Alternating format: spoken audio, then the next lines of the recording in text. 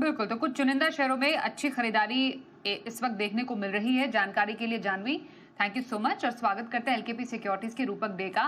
Rupak ji, good afternoon. शुक्रवार का बाजार आज हफ्ते के आखिरी कारोबारी दिन कमजोरी का शिकार हो गया है। अब जरा बताइए इस बाजार में क्या आपको कुछ खरीदारी के मौके नजर आ रहे हैं? निफ्टी बैंक में इंपॉर्टेंट रेंज आज कौन सी रहेगी? जी थैंक यू।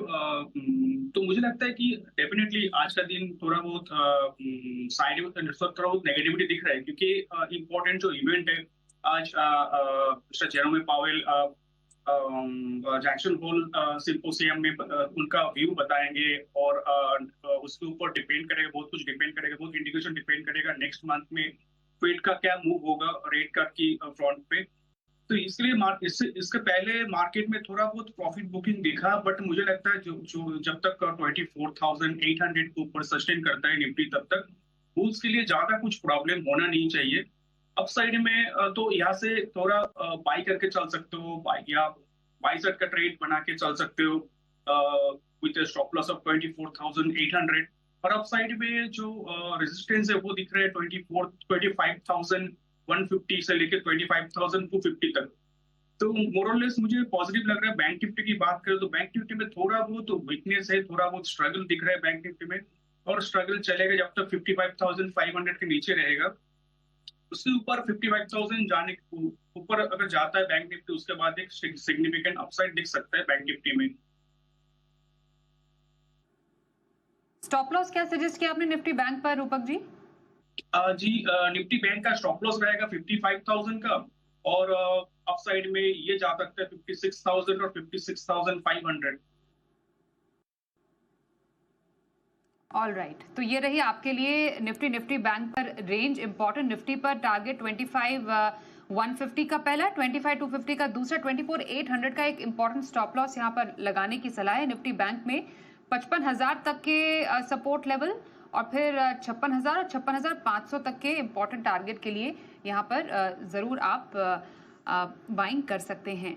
ऑल राइट, कुछ स्टॉक स्पेसिफिक एक्शन पर नजर डाले थे। ABFRL एक ऐसा काउंटर है जहां पर अच्छा खासा स्ट्रेंथ आज देखने को मिला। मिड कैप स्पेस हालांकि पूरा तो शाइन नहीं करा, लेकिन कुछ काउंटर्स हैं जहां पर अच्छी स्ट्रेंथ देखने को मिल रही है। ABFRL यहाँ पर क्या व्यू बन रहा है? अभी फिलहाल तो अच्छी खासी तेजी कंसिस्टेंटली नजर आ रही है स्टॉक में। इस स्टॉक ने एक लंबी कंसोलिडेशन पैटर्न का ब्रेकआउट दिया, तो फिलहाल अभी बाय ऑन डिप स्ट्रेटेजी अपनाना चाहिए स्टॉक में। और एक स्टॉप लॉस मेंटेन करना चाहिए 77 पे। 77 नहीं टूटा तो ये स्टॉक्स 87 तक जा सकता है अपसाइड में। तो 87 तक के टारगेट और 77 के स्टॉप लॉस के साथ थोड़ा डिप्स पर बाय करने की ABFRL पर स्ट्रैटेजी दे रहे हैं रूपक जी। अतुल, इस पर एक नजर डाल लीजिए। यहाँ पर भी कॉन्स्टेंटली आज तेजी देखने को मिल रही है। लगभग 6500 के पास यहाँ पर फिलहाल स्टॉक कारोबार करता हुआ नजर आ रहा है। यहाँ पर कोई खास स्ट्रैटेजी नजर आ रही है आपको? कि अतुल में बाई की सलाह रहेगी या बाई की एडवाइस रहेगी? क्योंकि अतुल एक कंटिन्यूअस एक डाउन ट्रेंड में था, अभी भी डाउन ट्रेंड में ही है, लेकिन एक इंडिकेशन दिखा रहा है कि यहाँ से एक रिवर्सल आ सकता है। कंटिन्यूअसली 6300 के ऊपर सपोर्ट मिला पिछले 2-3 दिनों से।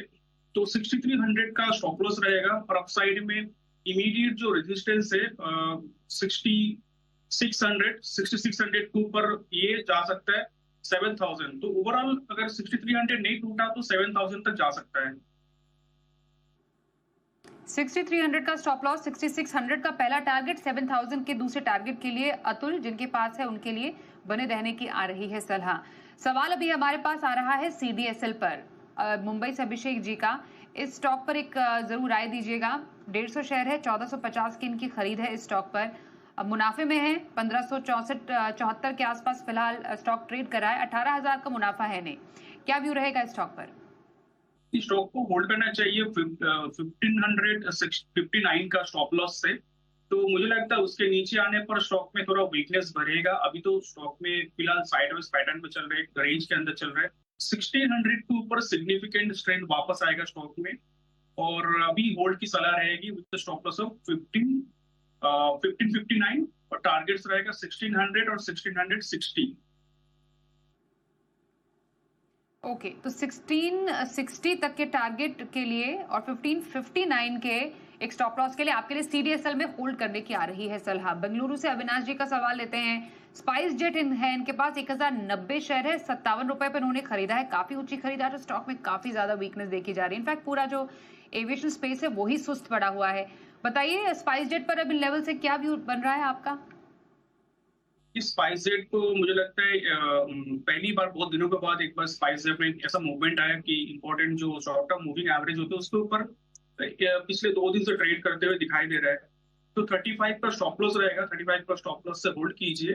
अपसाइड में ये 38 और 40 तक जा सकता है।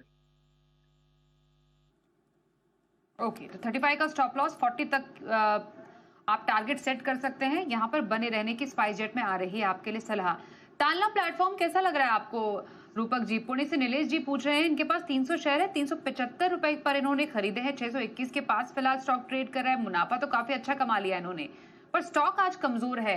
इन लेवल से क्या व्यू बन रहा है? स्टॉक अगर डेली चार्ट देखें तो लोअर टॉप बनाते हुए थोड़ा नीचे आ रहा है।